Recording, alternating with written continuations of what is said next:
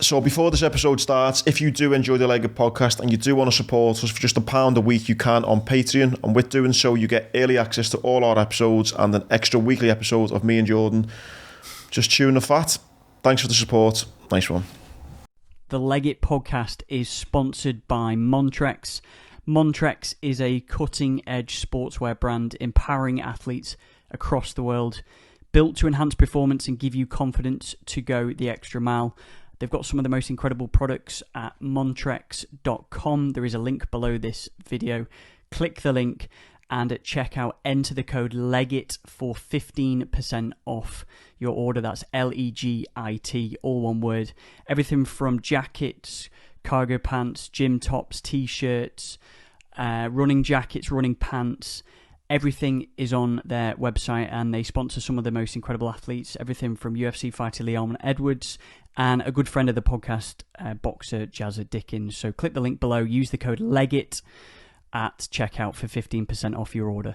Right, welcome to the Legged podcast. It's me, Jordan Neild. It's me, Andy Grant, and this week's guest is the one and only Jazza Dickens. He's back. Again. Fourth time, lad. That's my first time with you, though. I've been buzzing for this. Is this number 4? I think so. 4.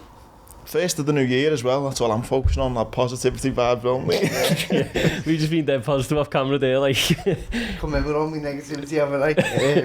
Yeah, but shout out on T-Rex, gotta get that in there. That's what I wanted to point on. Say it again. Shout out on T-Rex, feel like I'm in Why are you saying it like that? He's well travelled now. This is the best bit of pod. Monty-Rex. Monty-Rex? It's not a fucking dinosaur. Monty-Rex. Oh, where shout out Monty? Feel like I'm in there, when you got your school uniform on and your man showed you on Scarlet, you're honestly so handsome. And you're like that in the living room, your man, you know? I saw you on your Instagram the other day and you went to Monty-Rex. You know what it was? It used to be thingy, didn't it? Monsaga. Yeah, they had a different name to start, yeah. So you just stuck between the both. I'm like, I'll have to rip him on that when he comes in, but yeah, no, Jazz is right. Big shout out to Monty-Rex or Monty-Rex, whatever you want to call it. Yeah. You get 15% off if you type in Legged at checkout. We're also teaming up with Ver. You get 20% off if you type in Legged20 on verclothing.com. That's it, isn't it? Yeah. That's it. Boom. What's happening, Jazz? not much, doing a lot of travelling. I'm home for Christmas. Literally home for Christmas. I'll be back away next week. Training in Ireland now. Since I fought for the world title, I've been doing a bit of travelling. I found a coach in Ireland, so yeah, now I'm over there based in Dublin. Obviously that's Peter Taylor. What made you go? Was that in your mind anyway, or was it just a coincidence sort of thing? Because there's been nothing wrong with Georgie and Derry. My coaches had a great time, especially as me life with Georgie and Derry. Sometimes when you leave a coach, a lot of the time it's bad terms, isn't it? Or what? You see that in boxing, but for me, it was the best years of my life, and I always loved Georgie and Derry. Just the same, and when I made that decision, Georgie retired. So Georgie had a good innings in the boxing world. He retired at 83. So wow. Derry's Georgie's number 2. So I need to go and travel and set up shop somewhere else, you know. So yeah. I went to Ireland.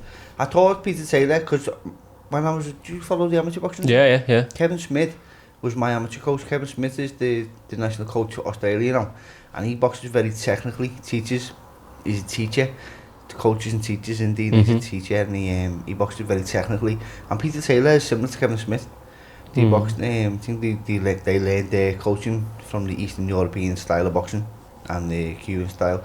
Russians and Cubans, and they taught like them. So he was similar to Kevin Smith, and I thought, wonder if that could work in the pros. And I go over and have a look, and yeah, with my knowledge of fighting for world titles and stuff like that, and then Peter Taylor's teachings, I think I could take what's best from both, you know. Yeah, you see his Instagram and stuff, like obviously that's the only insight I get to him, but everything is very technical and stuff. I've seen him, he's on the other day or yesterday or something, and he's planning out, I think it's Gary Cully's like camp on that, and it's day by day, run by run, you know what I mean, hour by hour, and as you say, there is teachers and coaches in especially in these days when, you know, you only need a PT course or whatever to be a boxing coach. Got like a purpose with him. You can ask him why you be doing this today. Not that I would, because I believe that he's doing it for a purpose. You don't have to ask him, you know what I mean? Yeah.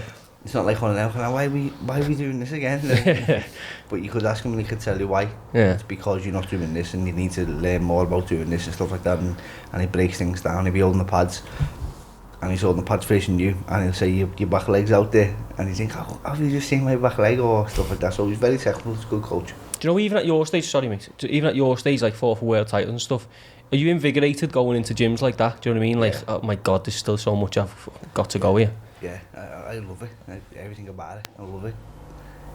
Yesterday I was in the gym last night and I was working on one combination for an hour. Yeah. You know what I mean? Just over and over, repeating, kicking myself when I can't get it right, and bastard, and then starting again for an hour. That was, you know what I mean? My bed, my kids are waiting for me in the restaurant. I can't leave this gym until I get it out, until I get it right, do you know what I mean? I'm fucking kicking myself saying, I need to get this combination right. Just there for an hour. What? Is that a hard conversation though to have with obviously your coach and your family?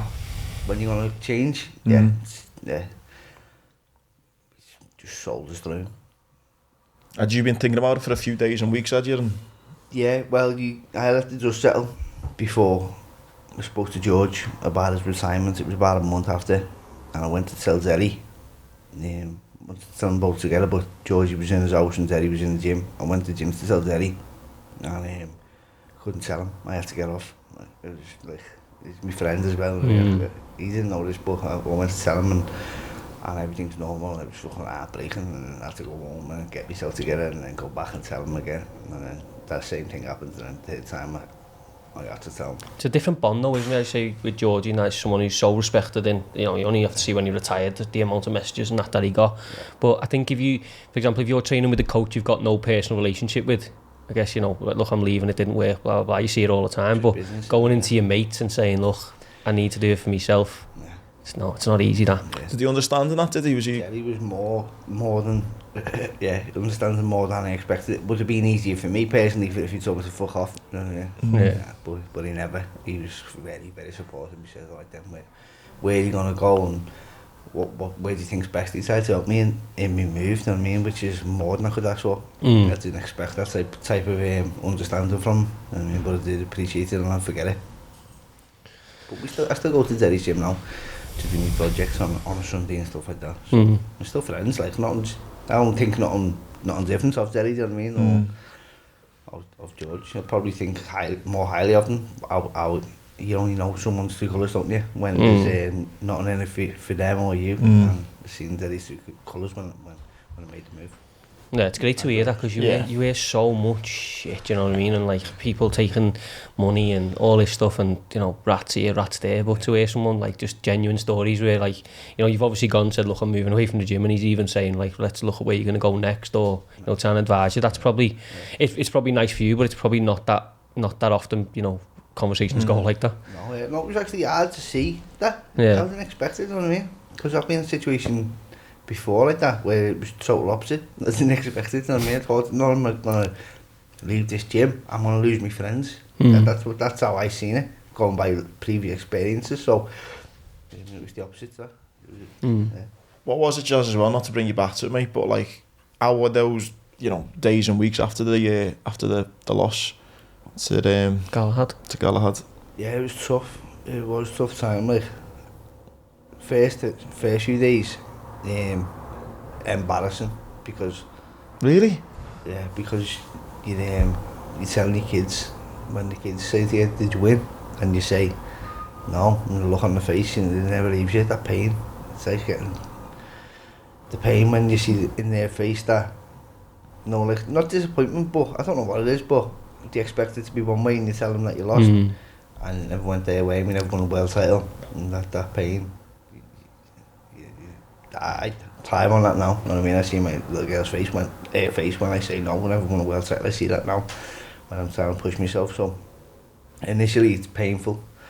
I had cuts, then I had cuts, and I didn't have no vision. I had one life.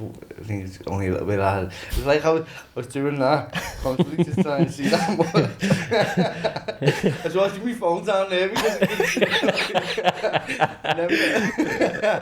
But that's not the pain. Do you know what I mean? It looks painful, and like women and stuff like that, they say, "Oh, look at your face," and all, you think, "Fuck off." I don't know what I'm really feeling. So, the real pain's inside. Takes a while to get yourself together. My manager told me, my coaches Georgie and Jerry and Belly all said, "You're not training for a month. You can't do nothing for a month." No. I think I don't know what Bomber's idea was, why he was saying it, but he's been in a situation and I trusted him because I do trust him. Otherwise, why are they your team? Do you know what I mean? And I think his reasoning behind it was, you mightn't want to do it anymore, or maybe give yourself that time to realise if you want to do it or if you want to fuck it off. Let yourself know. Come away from it. Because if you come away from it and you don't want to go back, there's your answer, innit? But if you come away from it and you really want to train again, there's your answer too. So I think that was the reason. I don't really know what the reason was for it, but I was sneaking little runs in. I went to caravan with the kids and running around a caravan. When I got sacked, running around a caravan site. Like a dog. You know, I think like obviously what he's saying makes sense, because when a fight is like that, it was a brutal fight, wasn't it? Do you know what I mean? It was, you know, you were cut and stuff like that. Any other, 98% of the population would go, I'm never getting in that fucking position again. Do you know what I mean? I'm never going to feel like that again, which is why you're a boxer and most other people aren't. But I think that's the psychology behind it, isn't it? Like, try and go away and let the dust settle and see if you want to put yourself through that again. Do you know what I mean? Yeah, but maybe I think from the out, I don't know if when people have said to me like that, what you just said there, and I think, what did you see? When people say it was hard to watch that, lad, and I think, what was hard to watch? Maybe that's why you need the corner to fucking, because some fighters don't feel that type of pain. You know what I mean? Or what? I don't know. I think it's because it's like it's obviously it's normal for you to to go to the well in that way, and it always has been your whole life.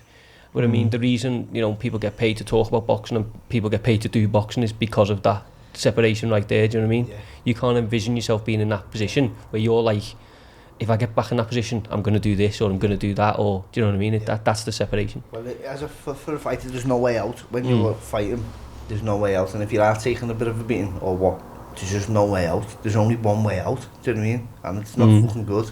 It's bad. And I was sitting on the couch in the caravan with the kids a few days later. I was just thinking, fucking hell, what I was willing to do the other day, and now I'm sitting with you fucking, what are you? You're a prick, do you know what I mean? You're a prick, sitting there, your intentions was the other night, and now you're sitting there with your kids, and these could be feeling that pain, or well, you don't know, do you? So, you have to not think that way as a fighter, because you have to give it all or not.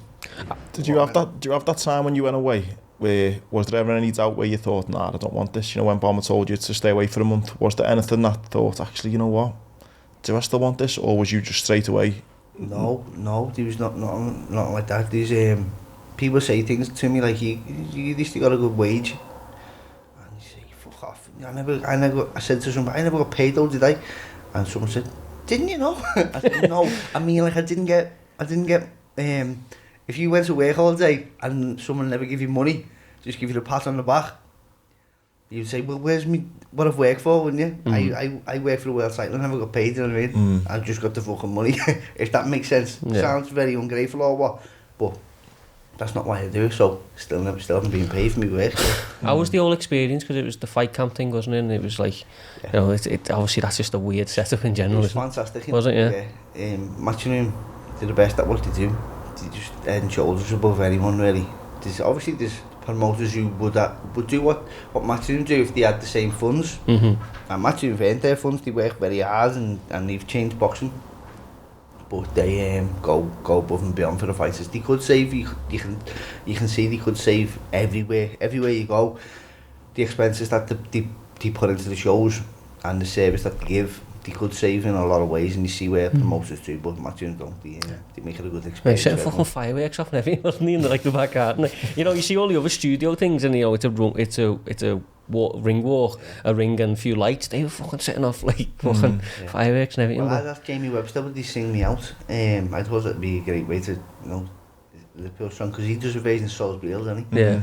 And I come out to Salisbury, and I asked him to sing me out, and I asked them, and he said, no, we've got our own plans. And when I was on the stage waiting to go out, he was flames, weren't he? Yeah. Flames. I thought, fucking hell, it's so hot that you don't realise until you're that close to the fire. You think, fucking hell, I want to burn you. How did you, obviously you fought Kid Galahad before, was you like, and obviously you got beat the first time, but was you 100% confident that this was your time, especially with his weight cut and that? He looked awful, didn't he? Yeah, I think that, what I think is to get from that fight is that you can, in some areas you can be physically prepared and not mentally prepared, and that's a bad place to be. And I was physically prepared, but I was so far fucking confidence-wise, I was so far the law of attraction and belief and all that, I was so far gone into, I know I've won. I don't know, like, I still can't understand why I haven't, you know what I mean, because I was so far into that. So maybe you've seen in the fight that my actions, he broke away, he had a game plan, and I watched him break away. I watched the tactics that he worked on happening to me, and I didn't have them to reply, and I realised it's the actions, your actions in there are what do the job, you know what I mean? It's totally just fucking actions. Obviously you got to believe in yourself, but now I need to get a good balance of my belief and my actions, and that's where I'm doing that travelling now with Peter, getting me technical side of boxing back on the point where it needs to be, so we can have that balance again. You are someone with a massive belief. That's from Dave. I remember when we first got you on the pod, I was aware of you from the documentary you'd done, years before and stuff, and you are someone who's just got so much belief. How then, like, disheartening was it then to think, that belief's got me nowhere type thing? It hasn't got you nowhere, obviously, it's got you to the point, but it didn't get you paid. Well, that is what belief is, though, isn't it? If belief doesn't work when you're flying, you know what I mean? Belief, you only need that belief is when you've got fuck all, and you need the trust. I mean, trust and belief goes hand in hand, doesn't it? So when I am sitting there, can't see nothing, listening to the telly. Sounds boss this. and when you need that belief, you need to call on it then, don't you?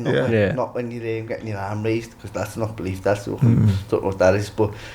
Yeah, that's when the belief shows, I think. It's like that thing I always say, lad, it's easy to be happy when everything's going well. The real test of character is how you're going to react when things aren't going so well. I think you can be forgiven for going in with that belief, though, because the form you went into the fight with, obviously Lee Wood, now gone and become a world champion, you beat him. Ryan Walsh, who's an easy night's work for no one, and you made it look pretty easy. So, like, you went in probably the form of your career by a good stretch. So, like, the belief was it wasn't like you were going in with, it wasn't like I was walking in going, I've just been in the gym for a week, I'm going to smash it. You went in with, like, things behind you, and obviously, people were saying, Kid Galahad's days at that weight were numbered anyway. It's played out that it was. So it wasn't like you went in there with, like, hollow belief, really. It was in the form of my life, wasn't I, really? With the best form I've ever been in. But I just thought I was going to, I don't know what I thought I was going to do. I mean, without the tactics to do it, what did I think was going to happen? You know what I mean? Yeah. So. Especially like a fight against that, he's so stuck in, like, he's got a style that he's had since he was about 6 years old. I didn't even watch him. Like, didn't watch him leading up to it, and I'm on the telly to think what I'm going to do. Yeah, just thought I was going to win. No, maybe that is cocky, innit? No, that's overconfidence. Maybe I was overconfident.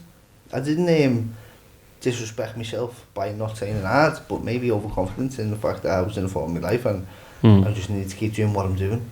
That was my game plan, just keep doing what he's doing, but he's a different fighter, he's a different level. Yeah. Your new trainer now, is that something that he's kind of said, that maybe, like, you've got all this belief, that's great, we don't need to work on that, you need to work on X, Y and Z, is he kind of, or? No, he hasn't said what we don't need to do, but he has said what we do need to do. He's recognised that, I can't move my feet, because I sparred when I went there. I sparred, there was a lad who was fighting he was fighting a few days later, and he said if you want to do move around with him, do a few rounds with him. And I couldn't keep up with him. His feet was too fast for me, and I watched him moving away, and he was going away and then coming back in phases. And as I was responding, he was already out and back on me, and I thought, fucking hell, my feet are too slow here, I need to sort my shit out. It was painful, driving around Ireland, fucking going around the bend, thinking what's going on here.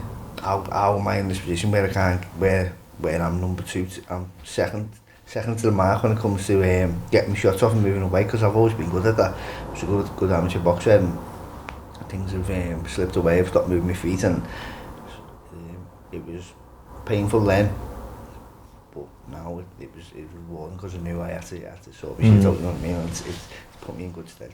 Now when you go into a gym like that, and obviously you've had a conversation with him, but there's other lads in there and you might be friendly with them, is there that like, still like, obviously you're a world title challenge and stuff, but is there still that proving yourself stage where you're like, you know, I'm going to show these I'm good, you know what I mean? Well, that was the thing, I could go to, I felt like I could go to most gyms if I wanted to, but I had to go to a gym where I was the worst in the gym. That was me, one of the things I set out, you have to be the worst in the gym, yeah. And I knew when it comes to moving your feet and boxing over, these people box over here, there's like, what do you call it? They call themselves semi-pros, don't they? There's white collar fighters, they were better than me, do you know what I mean? Even like, they would call it the B team, the C team, they're better than me, so I just fought for the world title, and I'm right at the bottom, but I'm improving fast.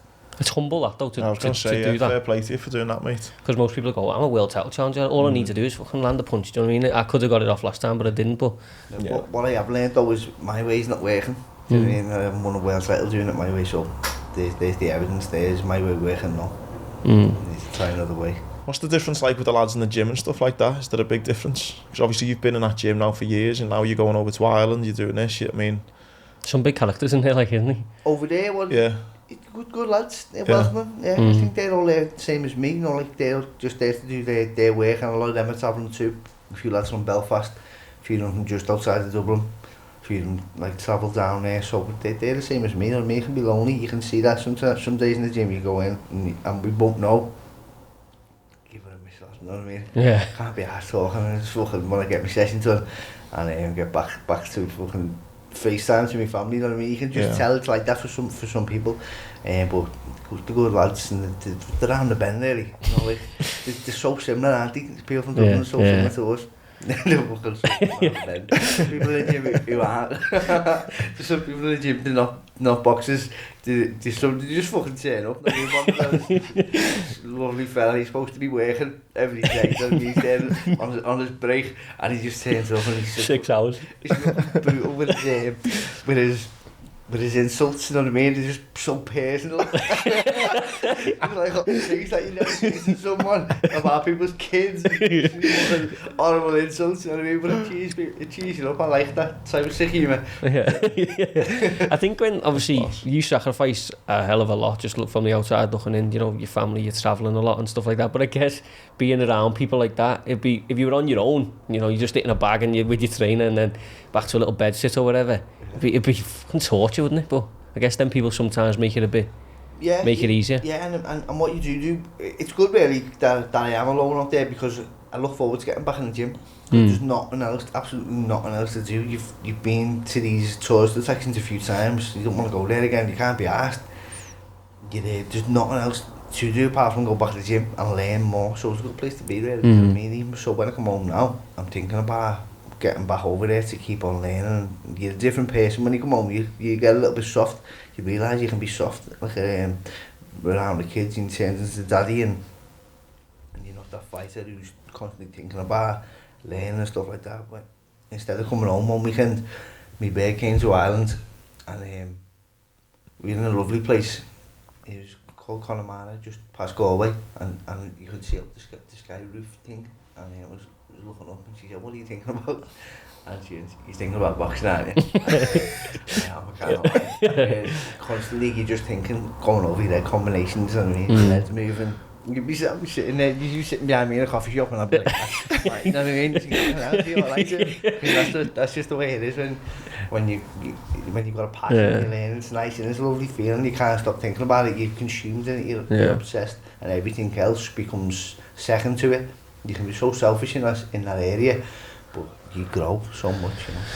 See, so many boxers talk about, like, obviously being a boxer and then, as you say, being dad or whatever. Do you struggle to separate the two, or is the two sides to you? Yeah, it's that thing though that we had, sorry, just before you answer, it's similar to what we said about the Conor McGregor thing, wasn't it? Yeah. Because in all his fight camps beforehand, he was just like this, you know, lunatic. And then there was that one when he brought his kids in, when he ends up getting beat by Poirier. And all the fight camp, he had his kids there, and he was daddy and stuff. And he went from, you know, being insulting, saying all this, to then being really... So it's a good question, because it is one of them, you know, do the kids being around all the time, do they maybe soften you too much, or do you need to have that? I call it feeding the beast. I've got a name for it. I call it feeding the beast. And when when you're deprived of your family, something comes out of you, something horrible. No, like you just like she could seem a bit negative, but you're not. You're angry. You want to fight. You're aggressive. You know what I mean? Like if I go to when I'm away from my family and I see it happen, they say there's a few things that make you angry, don't they? Being tired, being hungry, being lonely. I think there's another one. Just being a negative bastard. When you're I feel it going away. So someone say to me on a Monday morning when I've just left my family, can you put your mask on? And I'll say, alright, love, sound. And then on a Friday, 5 days later, I've been on my own all week. I put your mask on, I think you fucking talking about it's a different story. And you just see that difference there. I haven't been in a full camp yet, but I know I'll be well sacrificed when going in. I've sacrificed a lot going into the fight, but I wouldn't really want to do the family situation with me in camp. I don't think it'd benefit the fighter, and therefore it wouldn't benefit them in the long run. The kids don't understand that yet, really. But how do you feel about that? Like being a boxer, like your kids seeing you be a boxer. Like obviously you know you're providing a good life for your kids and stuff like that. But do you ever wonder about that in terms of like guilt? Yeah. Bad guilt. That's what I feel. Anyway, you're providing. It's just a cop out really when you say you're providing, because there's many ways to provide. Indeed, you can provide financially, but then is that as important as emotional? I don't think so. Definitely not. I'd rather be. Well, I know. Growing up, I was provided emotionally. Two parents who didn't work, living in a situation like that. I had all their time, so I was provided for emotionally, but provided for financially, not so much. And could be the opposite way around. And I think that the emotional side is well more important, so I feel a lot of guilt for that, you know what I mean? But we are lucky that they've got a good mother. They've got a very, very good mother. She does everything for them. She compensates for me a lot, but yeah, guilt is the feeling. I just hope it's worth it. And it's like I'm in a race really that I can do it before they get. I've got one lad now who's 13, my eldest is 13, my stepson since he was 4. I feel guilt that I haven't gone in and out of the game and come out of it financially better off in time for him, if that makes sense. Yeah. I want to do it for me 6 or 5 year old now. I want to get to that place before they get too old and you think, yeah, but it's just fucking, it's just a Jazza. You know what I mean? Want them to get to that place where they think, was it even worth it? Do you know what I mean? But then it's like a drug to me. Sound like an addict, don't I? You know what I mean? Like I just want my gear and just want to smoke it, and that's that. That's what it is really. Basically, it's selfish. Got to put my hands up and say I'm very, very selfish, and I'm lucky to have a girl who puts up with that. You know. I do wonder though, like outside looking in, and I don't mean this offensively, but when people like you who are obsessed with boxing, it's such a brutal way of making a living, such a brutal sport. Getting out, do you know what I mean? Because we see so many people staying in far past the you know, the whatever the date is, the sell by date, but they end up damaged. Do you know what I mean? Yeah. Do you consciously think, not in camp and stuff, but in the moments yourself, do you consciously think about getting out, or you know, making sure you are out at a certain point, or? No, I've never thought it so far. Maybe if you ask me that question in 10 years' time, and did I ever start having them thoughts? Maybe if I just say that, you know. Yeah. They say that, you know, but then ask your beautiful 18-year-old girl who goes on cocaine. Are you conscious that you're gonna end up with no teeth and you're gonna end up sucking cock and stick corners for coke? What you gonna say? It's hindsight, isn't it? I think that's the thing. It's always easy to look back, isn't it? Yeah. And be like, I should have done this. I always thought it was fucking sucking cock to get a spark. No, I get the thing. No, when someone starts off, you don't know, do you, where it's gonna take you. When if you've got that addictive personality, or there's something that you just need, you don't know the end where it'll take you and what you'll do. No. I'm a bit of a loner as well, so having people around me is not something that I want to do. I don't want people around me, so therefore I sometimes kind of lack in the advice that I would get. Do you know what I mean? So who knows? How does it work now? The logistics then going over to Ireland. What is it, like a week there, a week home or something? How do you work in it? Yeah, I was doing a week. I was doing 5 days there and coming back from my project. I was getting back 1 day a week for a while, and then the project finished. What I was doing 1 day a week on a Sunday, and I was going back, seeing the family for 1 day a week, and then it was getting a bit tiring. You know what I mean? Doing all the travelling. Some flights at 6 in the morning, so therefore you're not sleeping on the Friday night because you think I'm not going to sleep for 2 hours and then go to the airport over. So then not sleeping, getting lack of sleep. So just been trying to get two weeks on, and then come home for 1 weekend over. But now my project starts again, the second course, so I'll be back home for weekends. But when I go in camp, I'll probably just stay there. I think. I don't know what's happening with the COVID restrictions and that now. Is Bojo gonna keep us in again? So do I have to go to Brunei? I don't know what the situation is. I just don't look into it too much. Yeah. Because you can scare yourself away from what you need to do, can't you? By worrying about what's happening next month. Yeah, I think that's the one thing we've all learned from fucking this thing is just day by day, and it just takes next 24 hours in front of you. But have you got a plan for the new year in terms of dates, or where you going in terms of fighting? Yeah, well, it was supposed to be February, and it was March, and pushed back. We think it's going to be April now. I think it will be local as well. So hopefully a big show in April. That's the plan, boxing terms wise, but for now just getting better. And probably is not a bad thing really, because the more time I get to spend with my coach now, you see the difference from my last fight for this fight, I didn't want to rush back into a fight because I thought it's better getting better, spend that time and get better, rather than going back in. I can't win, I can go back in and win people who aren't as good as me by doing what I'm doing, but it's not about that, it's not about being better than them, it's about self-improvement, so that's been doing. Will you be looking at will you be looking at your performance against Kid Galahad against this one, like saying looking at the improvements on that, or will you be looking at the improvements from your whole career? Do you know what I mean? Are you breaking it free in terms of 2 parts? Yeah, because I know what I've done as an amateur. I know it's different games, but what I've done as an amateur with this style, it's my style really. I'm suited to it, so I know what I was capable of as an amateur, and so I know what I can do as a pro, so I can't really compare them, A lot of the time when I first turned pro, I was just trying to please people by boxing the way that I was told to box and stuff like that, but you should have took more. When you're a kid in a boxing team, you just you have this attitude to whatever the coach says, you do it, you run through the wall, so you don't ask questions, you just do what you're told, you know what I mean? So I was doing that for a lot of, because I turned pro so young, I was doing that for a lot of years, so now this style suits me, I remember when you fought Ryan Walsh, people were like, because you boxed really well at night, people were like surprised about like, oh my god, he's boxing really well here, do you know what I mean? Because you developed this reputation of just like going forward and getting into people sort of thing, and I remember listening to the commentary and people were like, oh my god, Jazza on the back foot here.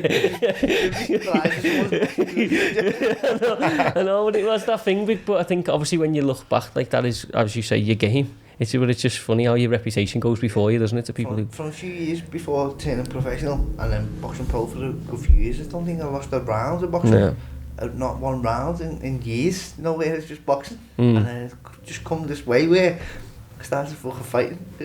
Well, I stopped doing my technical stuff that I learned as an amateur. Slowly drifts away. If you're not working on it, it just melts away slowly. You don't see it happening. Is that thing so true about it being a different game? Like obviously they go like, amateur and I just struggle to believe it's a completely. There's got to be things you can take. I know the punching power and stuff. Like I call it pool and snooker. Yeah. The rules are different. It's a longer game. You have to set shots up. You have to think a lot. You have to also think about what your opponent's gonna do too. You have to sometimes you have to give something to take something. So maybe in snooker you give a few frames because you know that you're going for rest here and mental rest or what, I don't know. It's like that in the pros, but in the pool and snooker, it's just like amateurs all out fast as you can. Do what you can while you can, and that seems to be the case, but yeah, it is. Do you read the game well though? Because I watch every podcast that you do. And you've got to understand in boxing that most people don't have. But have you boxed? No, but basically I wanted to, but I played football at a decent level and I was scared of giving that up to take that up, and then now every fucking night. I think, oh, why didn't I just have a go? But no, but I'm just obsessed by it, mate. I'm the proper fair weather fan. I'm going, hit him! Jordan's going, calm down, lads. We were at where were we that time? We were at a show at the Echo. Smith Fowler, and we were watching Luke Willis, weren't we? And Luke was boxing out of his skin. And Rylan Clark had a good few rounds and he's going like on the edge of his seat. He's going, he's going to get him. Calm down. Calm down. Right. But no, it's just a game I'm obsessed with, yeah. But like, it's bad though, because you say things that, do you relate it from football or something? A little bit. Sportsman? Yeah, I think from a mental side I do. Yeah. But I think I was obsessed about technical stuff as a footballer. Yeah. And I'm the same now. Like, I talk about boring stuff. Because I know I couldn't do it. So when I see boss footwork or I speak to him about body shot all the time, because I know I couldn't pull that off, it frustrates me and obsesses me. Because I'm like, look at the way he sets it up. Sends me just YouTube videos like top 10 body knots. I was saying on Christmas Day to me brother, I was going, watch how he set this up, and he's going, he just needs some He didn't, but yeah, I love it. Like, but you think when you talk about it, I think, how does he know that? Yeah. It's mad the way he knows that. But I think the same when I watch snooker. I can watch it, I can say, you should do this and you should do that, and it's just fucking pick it up and miss. Sometimes it's a controversial opinion, but I think not boxing sometimes can be a strength because, you know, because you read it more like an academic thing, do you know what I mean, rather than a like emotional or a physical thing. But what, as in I've been there, seen it, done it type thing? Yeah, no, I mean that always, we said this on Boxing Day, but that trumps everything. When you've been in there, you know, for example, if you're a coach, having the experience of a world title fight or whatever, it is unrivaled. But I think if you look at something from a neutral point of view, rather than this is what I would have done or when I thought I would have done it, if you look at it just completely neutral, it can be an advantage. This way there's a lot of good analysts who haven't really either not boxed or have not quite reached a really good level, but they understand the game. And it happens the opposite way around as well, where even coaches will say, do this, and then you just don't have the idea of, because they've never been in there and you don't know what it's like to take a body shot, and they tend to throw a left hand over the top of a body shot, and it's best to take a head shot than it's a body shot. Now, it's only natural instinct. You see it even with animals, to go for the eyes. Even if you want to punch someone now, you just aim for his eyes. You don't know why, you just... But as a fighter, you start to learn that the eyes are never going to break. You just stay the way the eye. You never see someone with like a... you see the skin around the eye or the bone. You never see an eyeball actually get bust, do you? Yeah. Nothing ever happens to the eyeball, so you start going for the body and you get more results and stuff like that. But a lot of people just think, go do this, do that, hit them in the head. But then taking a body shot will slow you down more. I'd rather say, I'd rather get it in the eye than land. There is something weirdly satisfying by seeing just the body shot. And I think it's that, like, because there's like half a second, isn't there, where you get it and it's just a life going. It's like, you know, it's just like, I wouldn't take a body shot for no money, mate. So it is so, like, so true, as you say, the face thing. But I think that's what frustrates me the most, because I love boxing. You see coaches now who get to the very top of the game and they've not really got much about them. Otherwise, then, you know, they're probably fit fellas or they've got a good thing like that. And it's like they're talking to you in terms of doing the wrong stuff, but they seem somehow to get to they're in world title fights or British title fights or European title fights, and it's baffling. A lot of coaches get good fighters because they've got good fighters. It's only natural for a fighter. Young up-and-coming fighter says he's impressed. He can be impressed easily, can't he? So where's Anthony Joshua gonna go? 2 fights ago, Anthony Joshua was with McCracken, wasn't he, over the last fight? Yeah. So he's the heavyweight champion of the world. The kids are gonna say, I'll go where Joshua's going, must be good. He's there. But then he's left, and then they're left with that coach. Them kids were actually good kids, otherwise they wouldn't have got taken on by McCracken. And then other kids go on the back of him, and it just works like that. And it's a conveyor belt. That's just the way it is. Even like in football, where would you go and play? You want to go and play with the best players in the world, you're at maybe that Real Madrid. Then a few of them jump ship, and then as a player, you're stuck at Real Madrid. The coach is never that good, but you just had a great team. Yeah. So let's happen with Barcelona at the minute. I think Messi's there, then suddenly a few have gone and Barca. It is an interesting way to speak about that, because you see, like, for example, just to keep it close from home, a Scouts fighter will go somewhere and get a lot of success, and then you'll slowly see, like, Scouts amateurs or, you know, people who've maybe lost a fight will go and join. Do you know what I mean? It is a bit of a weird thing, isn't it, with boxing? It's like, well, if he's got that success with him, then he can get that success with me. But I think what boxing proves to you over and over again is that every single fighter and coach relationship's different, isn't it? It's like, you know, he could, for example, Joe Gallagher could say to Callum Smith when he fought them, you know, do this, but then you might not be able to do that, or you're fighting a different way. Do you know what I mean? It's just, I guess that's the juggling act of finding the right team, isn't it? And is the fighter doing this amazing thing because the coach teaches him, or is he just that good that he could learn from any coach and apply these tactics, what any coach is going to give him, and still be good? Do you know what I mean? With Ricky Hatton, would you say that Billy Graham was a better coach than Floyd Mayweather?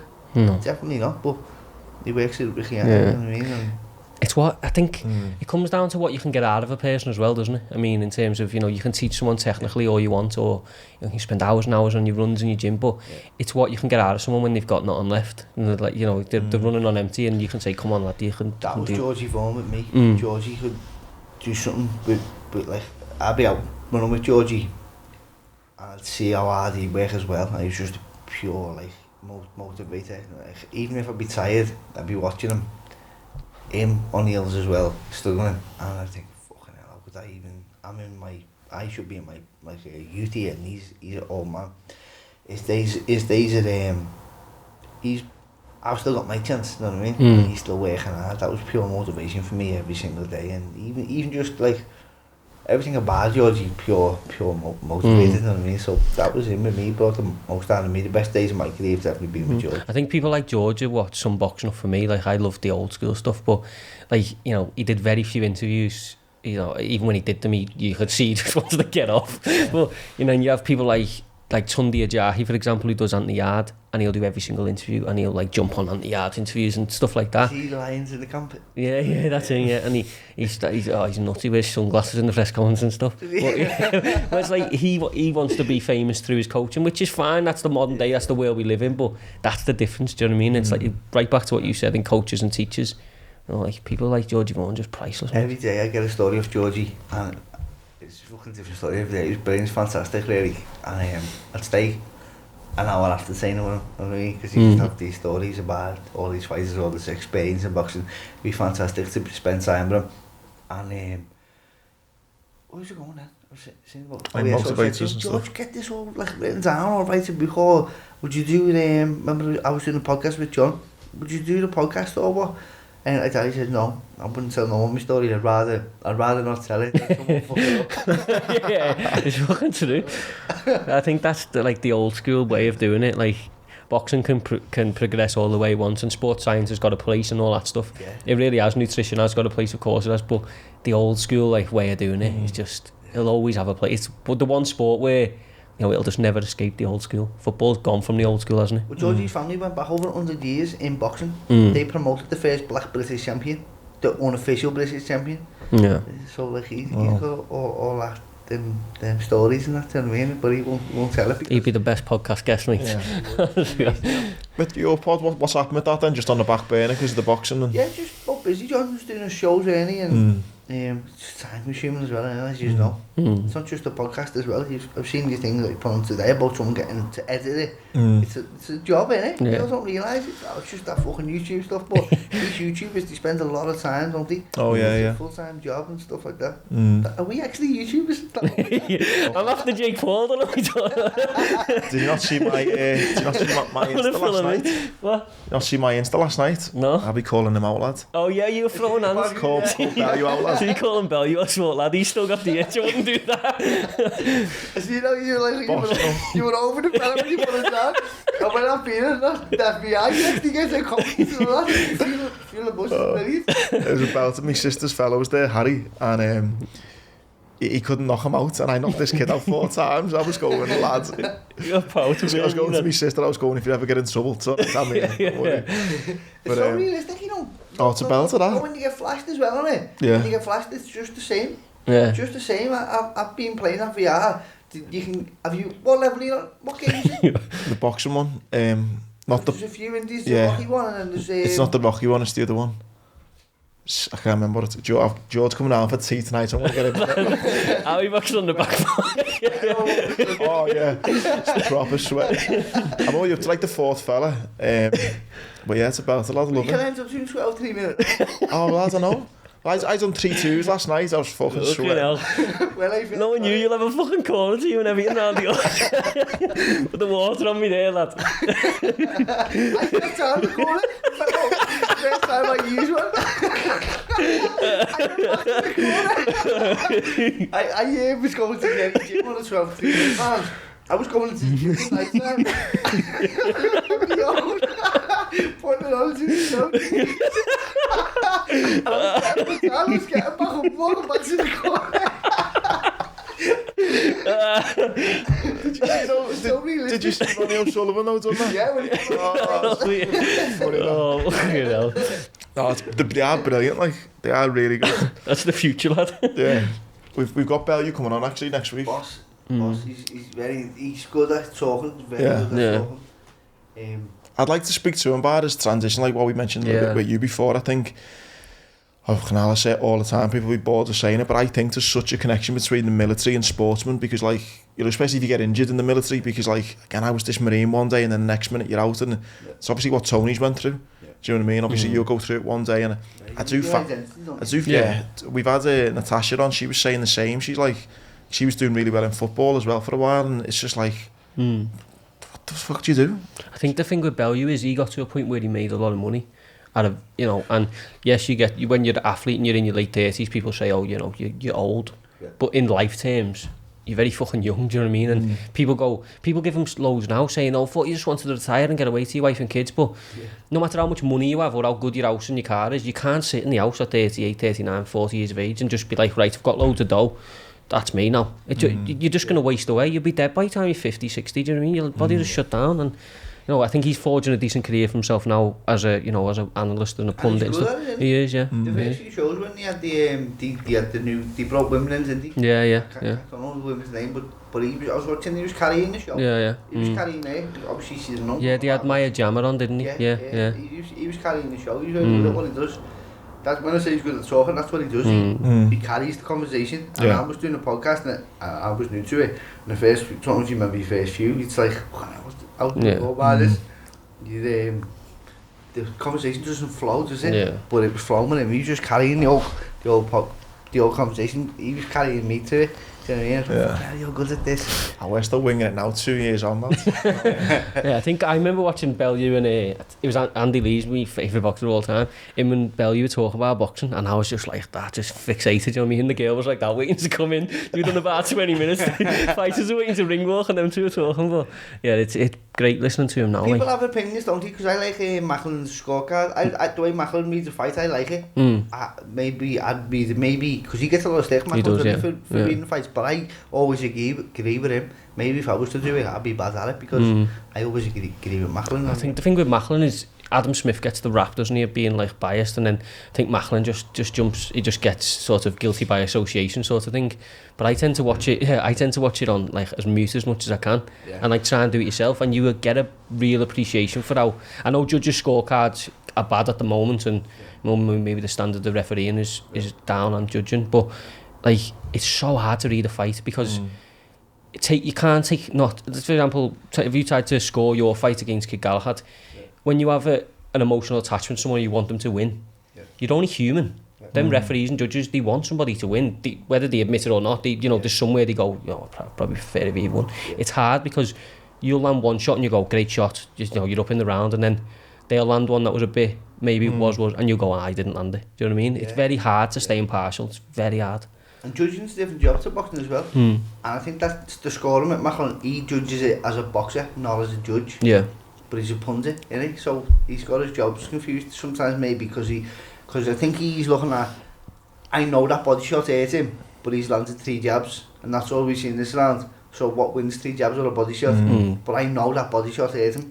Yeah. So maybe he sees it like that, I don't know. The body shot took more than them 3 jabs did, so he should, So maybe he sees it as a fighter and who won the fight rather than the boxing match, I don't know. But very. I always agree with this. Again, that was on me on the VR last night. Harry landed more jabs, but I knocked him out 3 times. He's going, I landed more jabs. I'm like, I fucking knocked him out. Shut the fuck up. And what are you going to say? You got a dodgy scorecard then? got beat on points. Could you ever see yourself doing that, Jazz, you reckon? Judging? Not judging, sorry, punditry. maybe punditry, like, but judging, there's a lot of pressure on it. Yeah. I was judging a bike collar show in Ireland a few weeks ago, and I fucking hell, I had like people's daughters. One fella boxed, he was about 45, and his daughter was over me going, "My dad won that." I'm thinking, fucking hell. But the other lads hadn't turned up, and I was judging on my own. And the scorecard read by unanimous decision. That means all three judges. So people shouting at me, people getting out of the ring, fucking, fucking bastards and all that. Gary Cully was next to me. Gary Cully said to one of the lads, "Would you agree with you now?" He just nearly went tits up. The last fight, it got a bit mad, and one lad. One of the lads I best on. He must have boxed at Ireland 10 years before, and he had to come back or something. I don't know. And the fella had all his mates there, so in my head I'm saying, no, I'm not going to be that Ben good. Brown envelopes. He's winning the fight. And so people say, "Oh, who have you got?" I'm saying him, obviously. And they're going, nah. He's going to be murder, but I couldn't let myself. And I went, fuck it then, you score it, because I'm not robbing the poor bastard. And he ends up with him. Yeah. But it was, I got my head kicked in. I remember being at I worked Warrington, Frampton, and it was a couple of days before Christmas, and it was obviously Ireland and Leeds, like it was loud, you know what I mean? There was scarves getting thrown and everything, and you do think there, like, how do you not get swayed by a crowd noise and stuff like that? Yeah. I'm not defending them, because some of them at the moment are fucking awful, but like, how do you not get swayed? Do you know what I mean? It's hard. You can't you're not a robot. Unless you get robots doing it, but you're not. Human emotion's always going to come in, isn't it? You know, you can never get away from it. Even I've done charity fights as a referee, and if you like someone, say like your mate or someone you really like, maybe you're a boxing fan, that's why you're in the sport, isn't it? Because they don't get big wages on it, so why are you in the sport? You love the sport, so say like you're Anthony Joshua's your favourite fighter. And because he is, you don't like Fury. That's the case. Like, well, yeah. You don't have to. But say they're fighting, and Joshua's got, say Fury's got Joshua on the ropes. He looks like he's hurting him, and Joshua's your favourite fighter. You can manipulate that as a referee. You can step in and say, "Look, stop standing on his foot," or "Stop punching behind the head and give him a rest." You know what I mean? Or you can keep breaking the action to help your fighter. And I think it's only natural to see that. You know, maybe your uncle's having a hard time financially and he's got loads of money on Joshua to win. Yeah. Then that plays a factor. But I think that's the gap between, you know, everyone always says robbery or corrupt or whatever like that. And I'm sure it goes on at some degree, but sometimes it's just like bias. Yeah, it might be it's subconscious. Do you know what I mean? It's not like you know, he doesn't walk to the front of the middle of the ring and go, right, I want Jazza to win today, so I'm going to do everything that he wins. But sometimes, you know, you might just step in when maybe you wouldn't have in a different fight. Do you know what I mean? And you just can't get away from that. Story you invested in, aren't you? So maybe this kid deserves it so much because you think you know a story. Maybe you want him to win. You've written for him. It's personal bias, isn't it? It reminds you of yourself, and it's just you'd like to see him. Or you like to see yourself happy, so therefore you like to do it through him. Yeah. It's just so natural to do, I think. Never, like, you can't condone bad refereeing, but it's not always cheating, is it? Do you know what I mean? Sometimes it's just human way. In your story, you talk about, like, sometimes you like people's backgrounds. What about this project then that you've got going on? Yeah, the Jazza In The Community. That's probably, I was thinking about it, like, that's like the best achievements I've ever. That's the best achievement I ever will have. If something tops that, then amazing. I don't know what it is achievement wise. No, I'm talking about having kids and nothing like that. I'm talking about it's something I've achieved. We run a course, me and my alpha. So growing up through addiction, my alpha being in addiction and living through that lifestyle with my dad and him getting clean. Thank God this happens a lot where now he gets clean and we live a certain way all through life, and I develop his habits, good or bad. It's only natural with your father and with your parents. And then he changes his habits because he's got clean. He realised my character defects aren't serving me no more. I can't live like this. I can't live a dishonest lifestyle if I want to be clean and sober or whatever. So then he changes his ways. And I'm not saying that my ways was deceitful, but definitely dysfunctional. And he changed his ways, and the child of the addiction, or the parent, if it's the child who's addicted, they carry them defects then, the way of living, they carry that in life, and they don't get no help. They don't get no understanding on why they're this way. We all have our own character defects that we know him, because I'm from my house and you're from your house. It's like, why is he like that? You just don't get it. Doesn't make sense. So a lot of the children of addicts, although they may not be addicts themselves, they live like addicts because they've been living with addicts, you know what I mean? And then the addicts change, and then the kid's still the same, and he can be bitter and resentful of the fact that I've been sticking by you all these years, now you're getting all this help, and now where's my help? You know what I mean? You don't even understand that I need help. This is just who I am now. I don't want to be this way. I don't want to be so unmanageable. I don't want to be so just careless in my decisions in life because of the way we lived. So they don't get the help, but we're trying to get the parents and the child to come together, because what happens with that, they can become a lot of resentment, although with your parent getting clean is the best thing that's ever happened to you. Also, it's you're losing a parent, because he's not the same person every day who you've grew up with all these years, or now he's different, he's changing, and that can be worrying for a lot of people. So to keep the relationship, or to mend the relationship through this time, is so important. But a lot of people don't understand what the fuck's going on, when even if you know, a house full of brothers and sisters, and one of them gets a job and they move away down south, that can become confusing, can't it? What the fuck's our kid?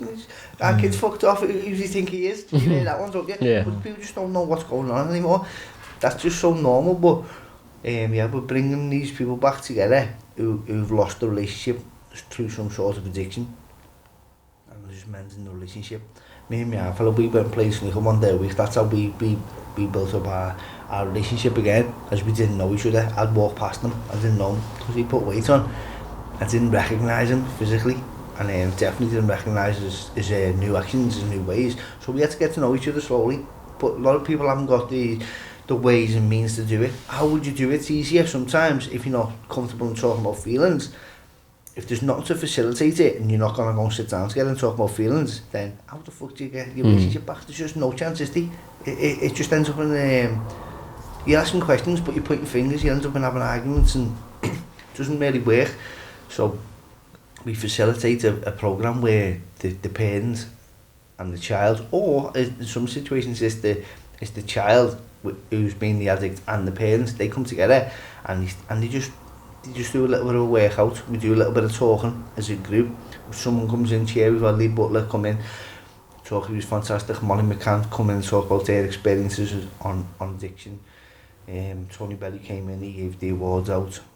Who else? Don't want to miss anyone out. Been blessed to have the guests that we've had in, because sometimes people can't come in because they are influenced by the people coming in, and it's sad sometimes, but sometimes it's good too. But they getting a relationship back, just spending time together. It's boss that, mate.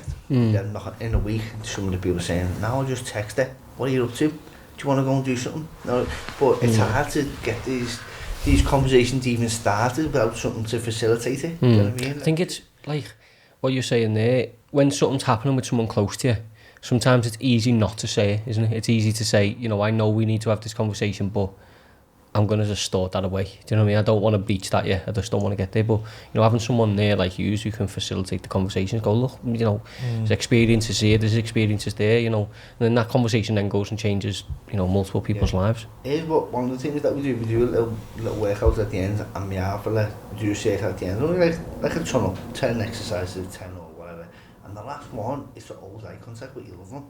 And that's the hardest one. You see the people like that. That's harder than doing any circuit. Just holding eye contact and telling the loved one, I love you. That's it. But it's so hard. It's not easy. You know what I mean? And you see that's the hardest part. But once they get over it, you can see it's just lifted. It's just the weight off the shoulders, and it's nice. You know what I mean? And you relate. And what we do, we talk. We have a group talk, and when it's going a bit too far one way, like someone will come in and talk about addiction and how they look clean, how they get out, and you see the kid, they go in themselves, the child goes in himself because they say, there's like help for me parents again, do you know what I mean? Or the kids, as turns into a little fucker because he knows he can play on that emotional guilt on his parents. He can get whatever he wants because of the guilt. I was that child. It's your fault, yeah. First time my alpha said no to me, I was like, what do you mean no? What? No? You just said no. Because he's now developing boundaries, and we have that do the way around. We talk about how we don't have to keep spoiling our kids, and we have to keep giving them what we think they want, but they don't. That materialistic stuff to compensate for the emotional guilt. And now you're living the right way. You don't have to do that. You give them what they really want. You don't have to keep doing that stuff. But the child takes in that way, you know what I mean? Because they're used to it. And then the other way that the parent doesn't always understand that they're doing it. So we talk about boundaries, and we also talk about the opposite side, that the parent's getting too much support and the child's left alone. Do you know what I mean? Being mindful. You have to be mindful. You want to keep this relationship. Because what's the point in getting clean or living this amazing life, or even a kid going off and living this amazing life and the parents still using their substance of abuse and still having no one to share it with at the end of the day, you know what I mean? You want to get clean to share it with your family, don't you? You want to have a successful life to share it with your parents and stuff like that. So that's the goal, to keep together and to keep that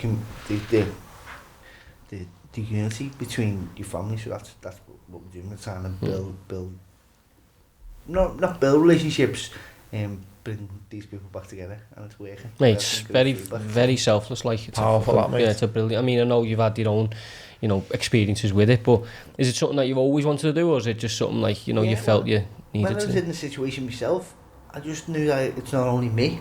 That's how I always got through it myself. I always knew it weren't only me. There was a lad who lived not far away. I always thought, fucking, I wouldn't want to be him, because his parents were on the gear.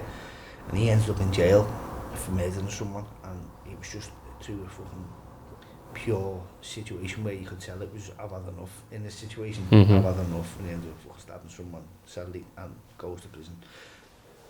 He won't know I'm talking about him, but I always used to look at him and think, fucking thank God I'm not him, I know I'm not the only one. If he's in a situation, I know I'm better off. He didn't know me, you know what I mean, but I used to look at him and think I was a little bit older than him, and at that situation I thought, I know that there's other people who can benefit from when we are for the looking this what we're doing here. We're getting to know each other, although it was looking confusing for me getting to know him, and maybe I didn't like him who he was because I didn't know the man he was. So rather the best of the devil they say, don't they? Yeah. But I knew that it would work for other people, and we had a great result. We done an 8-week course last time, and it was fantastic. Some great stories. One of them was like last time we spent time together. It was when I was. Now we're not getting people clean, by the way. I'm not saying credit for people getting clean. We're just facilitating their the relationship getting back together. Last time she was like 10 years old. She was 12. It was the last time we went a day out together. She would play this in her head all the time, and that was her experience with her dad. But now she gets the chance to do something again with him. It was nice, just like little things like that. No, well, in our city as well, like you say, there's so many families who are suffering with addiction, and like you say, I think it's great what you're not just doing. You're not just looking at it from one side. It's both sides and bringing it together. I think that's the powerful bit in it, isn't it? You see, when you're doing the shares, the people who was the addicts, we brought children of addiction in, and we brought addicts into the share. When you see the addict talking, you see the kids just like they pull the phone out. And they just switch off. They say, oh, fuck this. You know what I mean? I'm just not listening to this again. I'm listening to it all my life, you know what I mean? Where's my help? You can see it's only natural, though. It's only normal for someone to feel like that. If anyone's in that situation, they should know. It's only normal that they're not selfish for being the abused. You know what I mean? Because it's abuse. When you're seeing this stuff, you shouldn't see that from your parents, from your loved one. So it's abuse in some form or another, whether you like it or not. So now you should not feel selfish for being abused. You know what I mean? You shouldn't feel that way. I think focusing on people who are the byproduct of addiction, in terms of, they didn't ask to be in this situation, they didn't, it wasn't their choice to be, to pick up whatever it may be that they're addicted to. I'm not saying, no, that's just how all addiction starts, but to focus on them people, I think, is the amazing thing, because, it's so easy to go and speak to addicts and be like, look, I can put you in touch with this person, but to then to just skip one and be like, how's it affected you, the second tier? I think that's what probably makes you what you're doing very unique, mate. Yeah, I think that the parents also wants that. That's what the parents actually want, innit? They want the kid to feel that's what all this guilt and that's one of the reasons why people can carry on doing it, because of the guilt of what they've already done. Yeah. Do you know what I mean? They can't stop because they're on this fucking merry-go-round of guilt, and every time they feel that guilt. So it's easy. Guilt's a horrible thing to feel as well, mate. You said it before about like your kids and stuff. There's things I've done I still feel guilty from, and I think guilt's just a horrible emotion to carry as well. Because you're being honest with you, like I always think guilt for me, you know, the only guilt that I've got is personal things, but you're like, it's because the one time you have to be honest with yourself, innit? You have to look directly back at yourself and go, there's no other way we can fucking dress this up. Can't point fingers. Yeah, it was you, and that's it. And I think that's the hardest conversation to have, innit? To look at yourself, because, you know, as a sportsman, as a, you know, podcast and whatever, it's always easy to go, oh, they fucked it up for me then. It was that input, or it was that, or, you know, he didn't turn up on time, or whatever it may be, but the conversation with yourself is the hardest one. Point the finger, innit? Rather than look at yourself. Yeah. I was in the taxi tonight, and the taxi went over the brick. He went over the brick and the car was like that. Like that. Off and all over the taxi. And he thought I must have got angry or something. And he just immediately deflected. And his way to it was went, the fucking smackheads have left him brick on instead of him saying it, I drove over the brick, I didn't see the brick. Yeah. He just pointed the finger and I was in the back just laughing to himself. Poor fucking smackheads get low hanging fruit. Yeah, it's amazing what you're doing. Like, I think it'll go from strength to strength. I mean, just, you know, as Andy says, there's so many people, so many generations of people that are needing help and are going to need help. How can people get in touch with you for that, Jazz? We've got our second, before we started our second course, we had 1 week, on Sundays the second week of it, just my dad, it's just me and my dad doing it, and we do it in partnership with Maverick Stars Trust, and we do it in Terry Matthews Gym. It's just on social media. The next block will probably be about 12 weeks away, maybe now. But we've got our families, and surprised how many families do want to do it, do you know what I mean? I haven't seen nothing like this before, you know what I mean? Someone said on the comments when I put it up there was nothing wrong like this when I was a kid. Nothing wrong like this, never seen nothing since till right now. You know what I mean? Thank God that something started, and it's not my project. I hope other people take it and do it in other places. Like replicate it, yeah.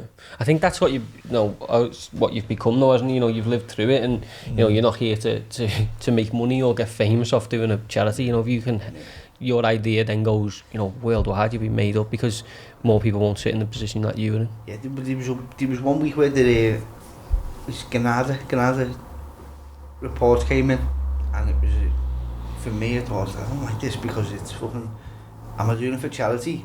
Is it for charity or is it for glorification? What is it? What one is it? Is it charity or glorification? But then you're also doing to promote these things, don't you? To make these things happen, you know what I mean? So I don't think anyone would ever accuse you, Jazz, of not doing it for the right reasons, mate. But we all can though, can't we? It's only, I think it's only natural, innit? We all got an ego, mate. To fall into that shit, and before you know it, you look at me. You know? Yeah. I think you summed it up. I remember, I think I messaged you when you called the Matchroom thing the bullshit show.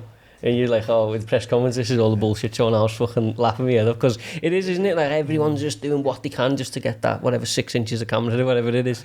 You can make so much, can't you, financially, just to play the bullshit game. It makes me sad, that, though. It's Do you know what I mean? It's horrible.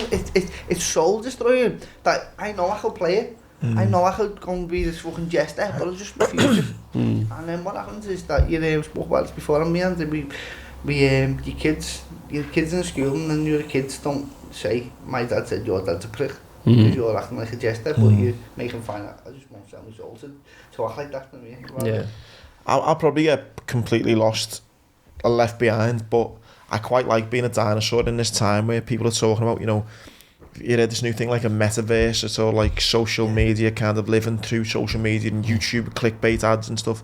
I just want to be a dinosaur and sit with just the boring cameras, no editing, no nothing, and just have these conversations. And no one will probably have a community of proper just asses. I know, yeah. Get a VR, see what he wants to get a VR. Like a big hypocrite. No, but no, listen, let me have me little 10 minutes on my VR. But I mean it though, like, I'm not asked about being a dinosaur and just sitting here and having these conversations, because we're living in a world now where everything's like social glorification and little clickbaits and little, how many views did you get, how many likes did you get? I couldn't give a fuck, man. I just, it makes me sad, you know. But it's what like I feel sad for kids because it's what now is the benchmark of success is how many people look at you and envy you. That's not success. Making people envious is not success because, as you rightly said, it's the bullshit show. None of us put council tax bills or our kids crying on Instagram. Do you know what I mean? None of us, myself included, but we'll all put how fucking boss making about dinner table looked. And that is the problem, and you can't blame kids for growing up and coming into that because they know no difference. Yeah. I feel sorry for them kids who are materialistic and they don't know. The kids are dressed in to toe and there's all this expensive stuff. They're only little, they don't know. Yeah. But they think this is normal. It's not as it's just their parents' way of living their life through them to getting this fucking gratification and all that bollocks. But I've been doing a lot of travelling recently. I try and keep it real on my Instagram. I don't try and show this. I recently I've been to Dubai and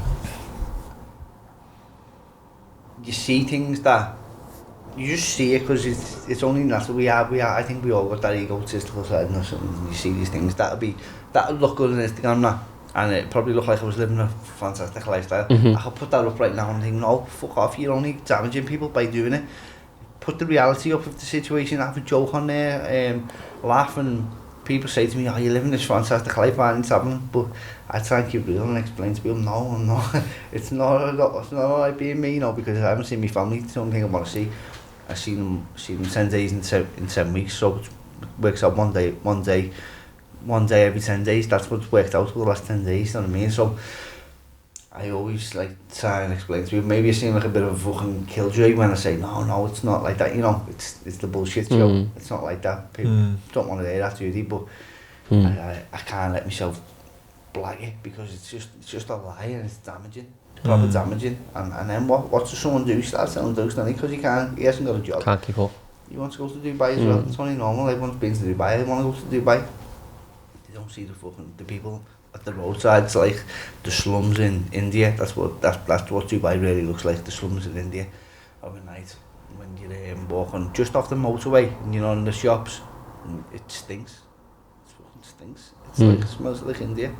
It just stinks. Everybody stinks. But no, I understand what you're saying, though, because you don't realise it, but one post you do or one stupid little come get like me can push someone to write, no, that lad who was saying, do you want to sell some weed to me on the side, and then selling more drugs, and then they're in the Walton and thinking, fucking hell, this weren't the plan. But that's my biggest... Jazza posted the photo by the base. Warm weather training. You're 18, you haven't got a job and all your mates have, and they're going to Dubai. There's only one. Why do we keep saying Dubai? Dublin. Oh, man, I know. You've got to get money from somewhere. Your parents haven't got money and they're into drugs or whatever. No, you've got a cousin who sells drugs. You're going to do that, yeah. It only starts off as I'll do it in 2 weeks to get a few quid, and then that's before you know it. That's before you know it. That's how you wear money, and it's bullshit, isn't it?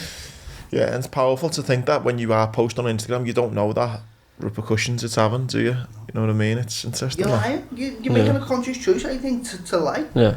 You're just lying. But it's like we were talking about the judging earlier, the subconscious thing. I think it is subconscious in society now. I think everyone no one sits there, well, a few knobs probably do, but no one sits there and goes, right, I wake up in the morning and go, I've got to make my life look boss. But they'll see things and the mind tells them, I've got Instagram that'll look boss, do you know what I mean? Or the selfie with me and my babe, but we've just been killing each other about 5 minutes before. Because people might think that our relationship's a bit shit, you know what I mean? But I don't think people choose. I think it's just ingrained in us now, and that's the biggest fear of my kids. I want to stay as old school as I can for as long as I can. Do you reckon one day this is like the way to be in the paper now? It's a bit old school, isn't it? Yeah. Mad. Only old people read the paper too. I don't know. I don't report. Think this podcast stuff one day when you're talking about the metaverse, will this be like reading a paper? Yeah, maybe. I think everything will move with the times. This will, podcasting will evolve. Everything will evolve. But even this podcast though, mate, the way you see now, everyone seems to have a podcast on Instagram. They have the subtitles come in and stuff. I sometimes think we spoke about it, but then I also just want to stick to retro, just proper. Yeah. Just if you want to listen, it's on for fucking an hour and a half. Go and listen. Yeah. Do you know what I mean? We might I don't want to have all this fucking things coming up. I just That's want Matchroom fireworks. Yeah. Just tabor la baig dabis for a favor la bar just tabor tabor la baig dabis para vamos acabar stop over him Should do a full hour of that. Do you know on that metaverse though, right? I listened to the Joe Rogan podcast the other day. And I don't want to go into it because this is another podcast completely. But we had that Dean Garn on him. Loads of people want us to get him back on, right? One thing he said was... listening to him? Yeah. Well, the thing is, the big problem about this, right, is, number one, I think people are too stubborn will ever go back and think, yeah, I was wrong about that. Yeah. I think number one, so even if people sat here now and thought Dean was right about anything, they would never admit it. Yeah. That's the big problem. And the second thing is, and I say this to Dean, I think Dean's a great lad. He does say some things which I don't believe. And he has said some things that are coming through. And people say, if you throw enough shit, some of it will stick. He said, one of the things he said, which has got nothing to do with COVID, he said that they basically want like kind of microchips or some sort of social kind of management where you are kind of judged socially, you know, from your social bank balance and social credit score, yeah. That's what this metaverse is. Already now, right, there is a world in these virtual reality things. So maybe I'm not fucking playing that tonight, me. No, but genuinely, right, I'm having a little go thinking I'm fucking Jazza, fucking battering someone. Calling out bomber. But there's a reality to it where there's a world there, right, where you can buy, so there's a community where you can buy, and now Snoop Dogg has got a house in this virtual reality, and people are paying to live in Snoop Dogg's neighbourhood.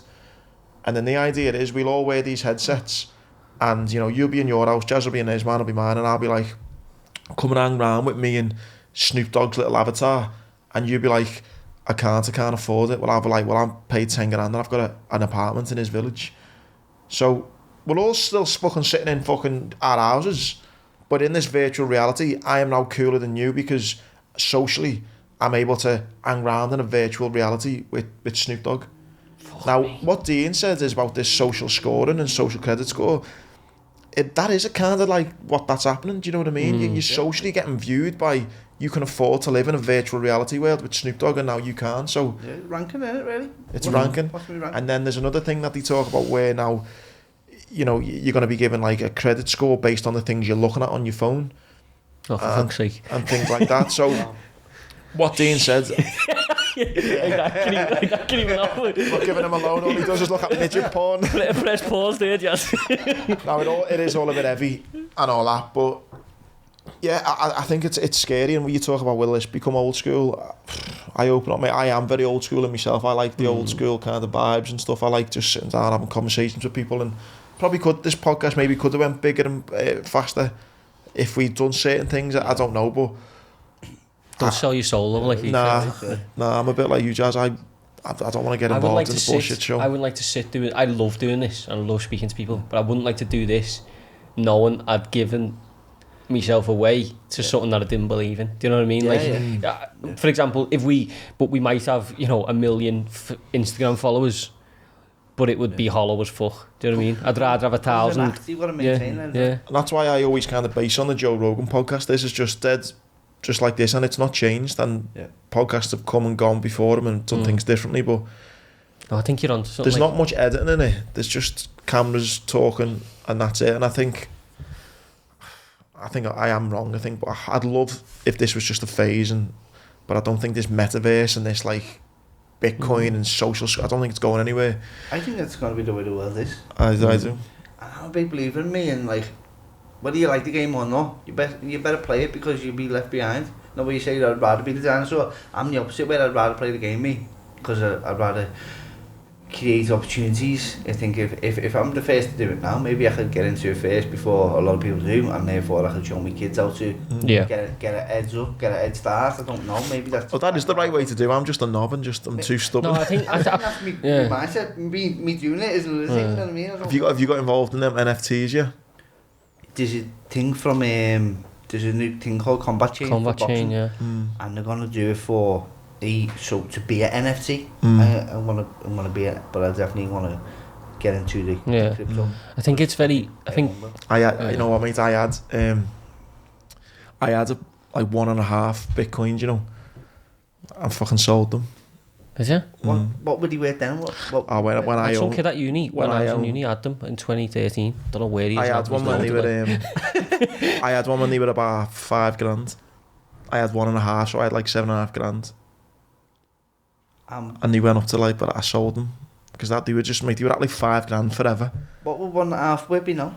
He were, could I said that? About 75, 80 grand. Wow. I sold it for 5. Fucking hell. I'd like to be paid from me fighting them. Would you? Yeah. Yeah, I think, you know... You're not getting taxed on it either, are you? Yeah, that's the big thing in America. Why I seen a thing in certain states you're not getting taxed on them, so it's like And it's rising as well. Yeah. I think combat chain and stuff like that is good because it's like we were saying before about having an exit strategy and, you know, knowing where you want to go. I think if you can sort of build up your wealth, so to speak, whilst still competing, you then also have a second career that you're not really working at, that's growing alongside you. Do you know what I mean? And then, you know, for example, you go and, God forbid, touch wood, you know, tear your pec or something, you know, you can't fight, you've still got that. I know people have always done that with property and stuff like that, but I think this combat chain and NFTs and stuff, it's starting to develop a world where it's not going to take a great deal of work, man-hours work, but your money can do the work. Your money can do the work for you, especially in a sport where you're risking so much. Do you reckon that Bitcoin could be worth 200 grand by next summer? It's about 50, I think, now. Yeah, but I think the things with them is that it'll go that way before and then go that way, do you know what I mean? So it'll lose a lot of people who don't... The highest it's been is about 60 odd. I think that's the highest it's been. It's back down about... It's about 30 now, I think. Yeah, but you can beat yourself up. Like, I was fucking wounded when it went dead. I was like, oh my God. I think it's gone back down since then. It's not gone down as much. It's we just start charging all that. Don't check it, it's just paid. Anyone who wants a sponsor has to be in crypto. I had to delete. Yeah, it's 41,000 it is now. So I would have had 60 grand if I'd kept them. Yeah. Yeah. It's dropped 4% today. I haven't got no cryptocurrency, but people can just take it out, can't they, and transfer it. Do you have to sell your share to turn it into money as we use now? Because I don't even believe that's real money, but... No. The money I had this conversation about money. Have you read that book, Sapiens? No. Yeah. Oh my God, read the book, Sapiens. About, honest to God, I'll give you this. Blow your mind. There's so many different ones, though. Like, you get Bitcoin, it's worth 41,000. Ethereum is worth 3. 3 grand? Yeah, what dollars this is, yeah. Or you can jump in at one on Litecoin, that's only $129. So you could jump on that Litecoin and that one could blow up and you'd be fucking made up. I was explaining to me videos there how currencies, money is not worth the money. It's printed on, and she's like, what? It is, it's worth. I was saying, like, it's something like, we did it. That tenner's not worth 10, no, is it's paper. And she's like, well, it is. I said, only because we agree. Yeah. But so that book, Sapiens, it takes the history of humankind. So basically takes you through. And the only reason us as beings, Sapiens, progress to the point we are is because we can make over, you know, like 200, 300,000, 300 million people all believe in the same thing. We're no different to any other species. But, for example, you couldn't get 200 chimps to agree that this piece of paper is worth 5 bananas. But we will. Yeah. We will believe it. We'll all believe in the same fiction. It's mad, I watched it on the... it was a Patreon. Yeah. I still can't think who had for my dinner. Who's the last one that he got? David Walsh. Was David Walsh? Yeah. Journalist. Yeah, so he's the fella who busted Lance Armstrong. Yeah. But he had fucking Rod Stewart. Who else? Rod Stewart, Jürgen Klopp and Barack Obama. Lance, if you lie money, don't lie after lie. I said to him, like, I'd like David Walsh in who know everything about Lance Armstrong, because I didn't want Lance Armstrong there because he just ruined the night. Just robbing everyone. It's a good little game, that. I still didn't think of it, me. We did the other night. We had not got no tree on the top of your head, I ended up having my Christmas dinner on my own because I couldn't think of anything. Loads of tree. Jazz, it's been a belt, mate. It's been a little hour and a half there, mate. Just short of an hour and a half anyway. I enjoyed it. Just talk about nothing. Yeah. They're the best ones. Like that. My New Year's resolution is to stop thinking about what we're going to talk about on podcasts. It's just like... Jazz, mate, I wish this is a perfect show, lad, to kick off the new year, mate. Loads of good vibes. I think it's great what you're doing with Jazz in the community. And best luck with the box, mate. No doubt we'll get you on a couple more times. But yeah, it's exciting times, lad. Top man, Jazz. Cheers. Have a boss year, everyone.